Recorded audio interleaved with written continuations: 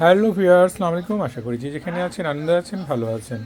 ব্রাহ্মণবাড়ি থেকে যে এমপ্লিফায়ারটা আসছে সেটার কাজ চলছে। আমি ক্যাপাসিটরগুলো খুলে নিয়েছি। দেখেন এটা যে ডাস্টগুলি আছে এগুলো ভালোভাবে ওয়াশ করতে হবে। পিনগুলি ভালোভাবে চেক করতে হবে। এটা একটা ক্যাপাসিটরও ভালো নেই, আপনারা দেখেন। দেখেন শব্দ হচ্ছে, সব ক্যাপাসিটরই খারাপ, কোনো ক্যাপাসিটরই ভালো নেই, মানে এটা সব খারাপ হয়ে গেছে।